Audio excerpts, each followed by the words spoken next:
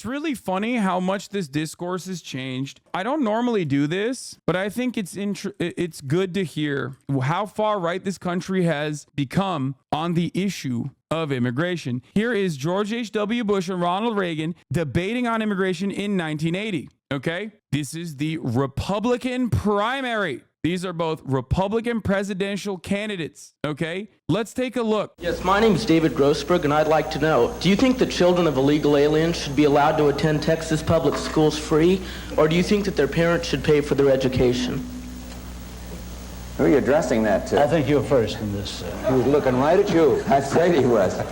Look, I'd like to see something done about the illegal alien problem that would be so sensitive and so understanding about labor needs and human needs that that problem wouldn't come up. But today, if those people are here, I would reluctantly say I think they would get whatever it is that they're, what the society is giving to their neighbors. But the problem has to be solved. The problem has to be solved because as we have kind of made illegal some kinds of labor that I'd like to see legal, we're doing two things. We're creating a whole society of really honorable, decent, family-loving people that are in violation of the law, and secondly, we're exacerbating relations with Mexico. The answer to your question is much more fundamental than whether they attend Houston schools, it seems to me. I don't want to see if they're living here, I don't want to see a whole thing of 6- and 8-year-old kids being made, one totally uneducated and made to feel that they're living with outside the law. Let's address ourselves to the fundamentals. These are good people, strong people. Part of my family is a Mexican.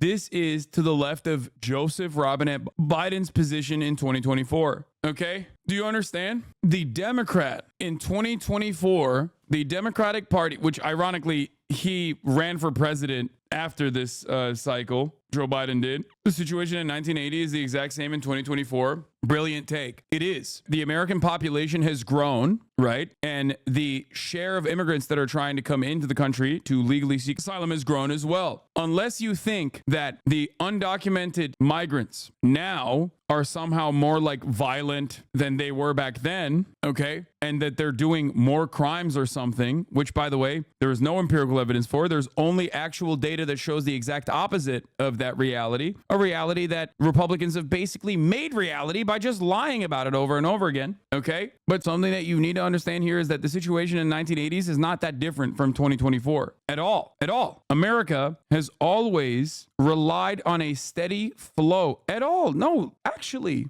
let's continue. I add to that, I think the time has come that the United States and our neighbors, particularly our neighbor to the south, should have a better understanding and a better relationship than we've ever had. And I think that we haven't been sensitive enough to our size and our power. They have a problem of 40 to 50% unemployment. Now, this cannot continue without the possibility arising with regard to that other country that we talked about, of Cuba and what it is stirring up, of the possibility of trouble below the border, and we could have a very hostile and strange neighbor on our border. Rather than making them or talking about putting up a fence, why don't we work out some recognition of our mutual problems, make it possible for them to come here legally with a work permit, and then while they're working and earning here, they pay taxes here.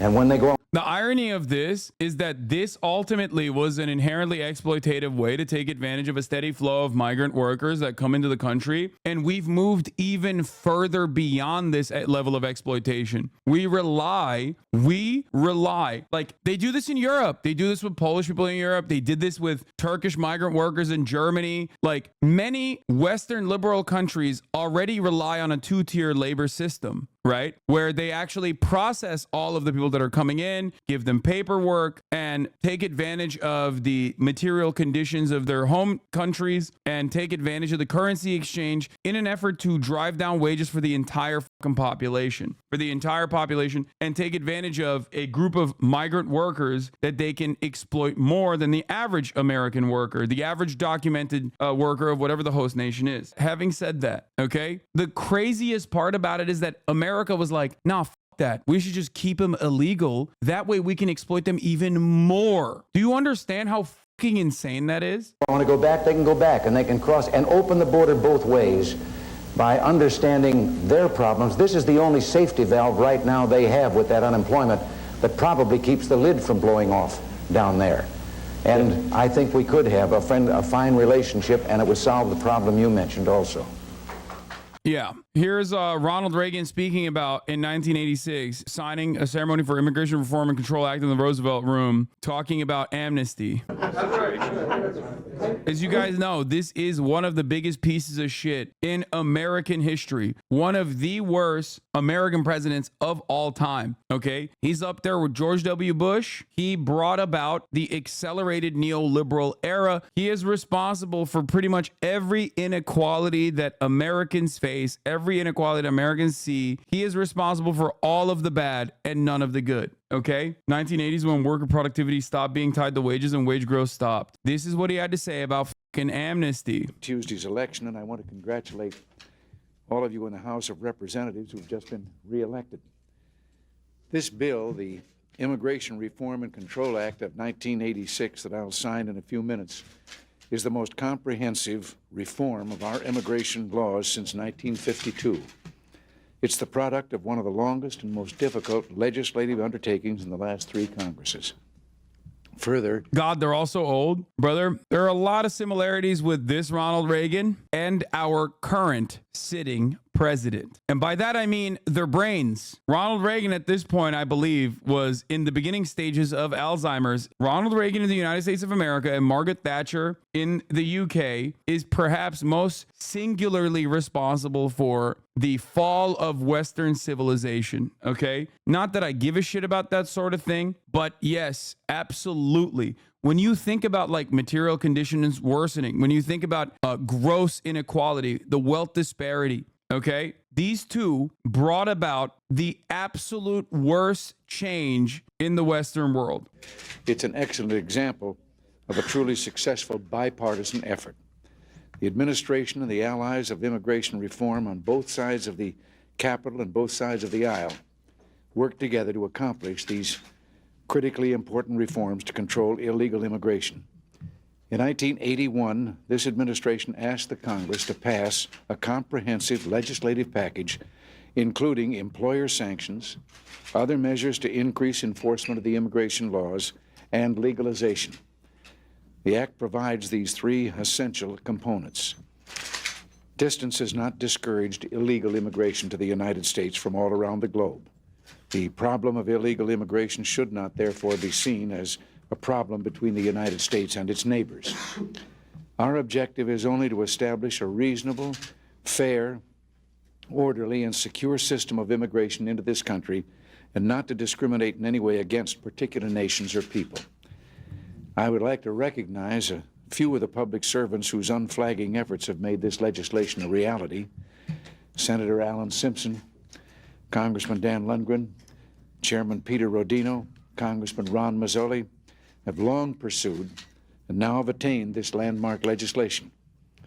Important roles were played by Senator Strom Thurmond, Senator Paul Simon, Strom Thurmond, another Brandon bestie, also a rugged segregationist. That's right. Back then, they still had literal out and about segregationists. God, American politics is so busted. It's fucking crazy. It's actually wild to think about. Like, sure, this is 1986, okay? 5 years before I was born, America still had motherfucking segregationists in office running rampant, dude. Isn't that crazy? Strom, I filibustered the 1958 Civil Rights Act for 25 hours straight, Thurman. Yeah, back then they actually made these motherfuckers stand too. That's the worst part. We don't even do that anymore. The threat of a filibuster alone is enough for no bill to fucking pass. I hate this shit. They need to force people to stand on business. Congressman Ham Fish, Bill McCollum, Chuck Schumer, and many others in both houses of the Congress and in both parties.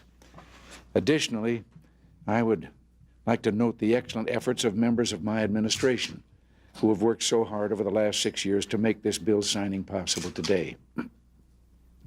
The long list of those in the executive branch is headed by Attorneys General Edwin Meese and William French Smith, who, with Immigration Commissioner Alan C. Nelson, have contributed greatly to our efforts to pass meaningful immigration reform.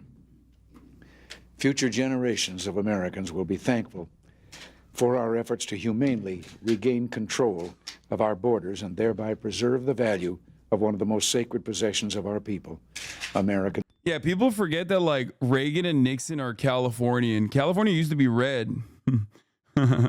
Citizenship. So now I'll get on with the signing and make this into law.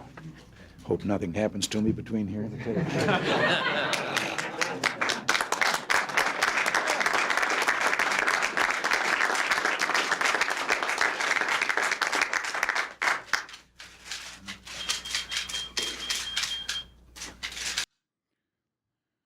Oh man. La la la la, no DMCA.